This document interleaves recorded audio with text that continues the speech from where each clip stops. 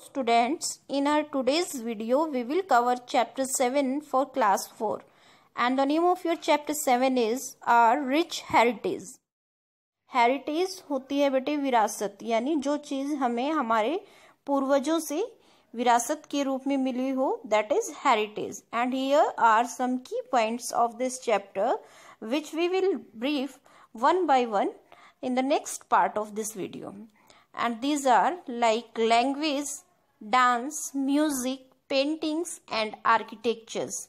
तो ये सभी हमारे भारत की विरासत के ही भाग हैं कि यहाँ किस प्रकार की भाषा बोली जाती है, कौन सा यहाँ का प्रमुख नृत्य है, यहाँ के संगीत, चित्रकारी और आर्किटेक्चरल जो भी कलाएं हैं वो सारी यहाँ की विरासत है. फर्स्ट पॉइंट इज लैंग्वेज, यानी यहाँ की भाषा कैसी है, किस प्रकार की भाषा का प्रयोग यहाँ रहने वाले लोग करते हैं. India is the home of more than 800 languages and dialects. Bharat में 800 से भी ज़्यादा भाषाएं बोली जाती हैं. Hindi is the most widely spoken language and therefore has been chosen as the official language of India. Bharat में हिंदी सबसे ज़्यादा बोली जाने वाली भाषा है, इसीलिए यहाँ की व्यावसायिक भाषा भी हिंदी ही है हमारे देश की. Including Hindi, 22 other languages have been recognized as the official languages. Hindi के अलावा यहाँ दूसरी और 22 व्यावसायिक भाषाओं का प्रयोग भी किया जाता है, like Assamese, Bengali, Bodo, Dogri, Gujarati, Hindi, Kannada, Kashmiri, Konkani, Maithili, Malayalam, Manipuri, Marathi, Nepali, Oriya, Punjabi, Sanskrit, Santhali. Next point is about folk dances, यानी किसी भी क्षेत्र का प्रमुख नृत्य क्या है. फोक डांसेस होते हैं बेटे वो नृत्य जो लोगों के समूह द्वारा किसी भी प्रसिद्ध अवसर पर, फैमिली फंक्शन, पारिवारिक जो फंक्शन होते हैं या पूजनीय त्योहार होते हैं उन पर किए जाते हैं. इंडिया के डिफरेंट स्टेट के अपने अलग अलग प्रसिद्ध नृत्य हैं, फोक डांसेस हैं, लाइक जैसे कि भांगड़ा पंजाब का फोक डांस है, घूमर राजस्थान का, बिहू आसाम का एंड गरबा गुजरात का. इस प्रकार से बाकी जो अदर 28 स्टेट हैं उनके भी अपने अपने फोक डांसेस हैं.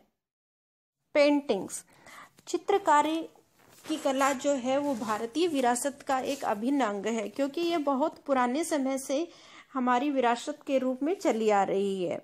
मुगल शासकों के टाइम से लेकर और अभी प्रेजेंट तक चित्रकारी जो है हमारी धरोहर का एक अभिन्न भाग बनी हुई है.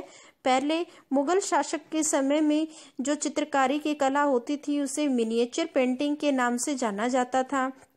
इसके अलावा जो आपकी अजंता और एलोरा की गुफाएं हैं वो भी यात्रियों को आकर्षित करने के लिए उनकी दीवारों पर बहुत से चित्रकलाएं अंकित की गई हैं.